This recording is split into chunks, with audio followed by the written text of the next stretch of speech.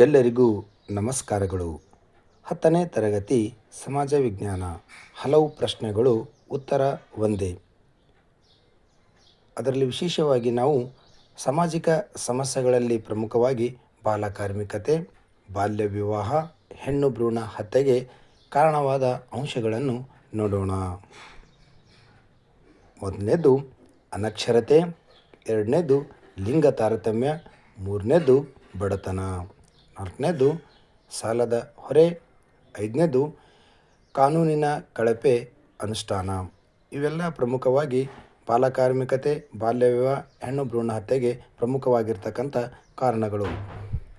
ನಂತರ ಬರ್ತಕ್ಕಂಥದ್ದು ಬಾಲಕಾರ್ಮಿಕತೆ, ಬಾಲ್ಯ ವಿವಾಹ ಮತ್ತು ಹೆಣ್ಣು ಭ್ರೂಣ ಹತ್ಯೆ ಮಾಡುವುದರಿಂದ ಆಗುವ ದುಷ್ಪರಿಣಾಮಗಳನ್ನು ನೋಡೋಣ.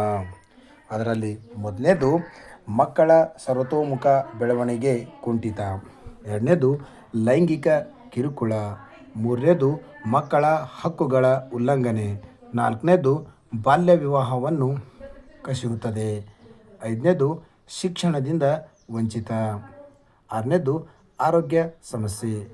ಇವೆಲ್ಲ ಆ ಮೂರು ಸಮಸ್ಯೆಗಳಿಗೆ ಆಚರಣೆ ಮಾಡುವುದರಿಂದ ಆಗ್ತಕ್ಕಂಥ ದುಷ್ಪರಿಣಾಮಗಳು.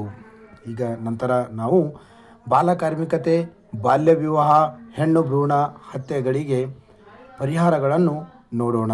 ಅದರಲ್ಲಿ ಮೊದಲನೇದು ಬರ್ತಕ್ಕಂಥದ್ದು ಮಕ್ಕಳ ಶಿಕ್ಷಣಕ್ಕೆ ಒತ್ತು, ಎರಡನೇದು ಕಠಿಣ ಕಾನೂನುಗಳ ಜಾರಿ, ಮೂರನೇದು ಸಾಮಾಜಿಕ ಮೌಲ್ಯಗಳ ಜಾರಿ, ನಾಲ್ಕನೇದು ಮಕ್ಕಳ ಸಂರಕ್ಷಣಾ ಸಮಿತಿ ರಚನೆ, ಐದನೇದು ಶೋಷಣೆಗಳ ನಿಯಂತ್ರಣ.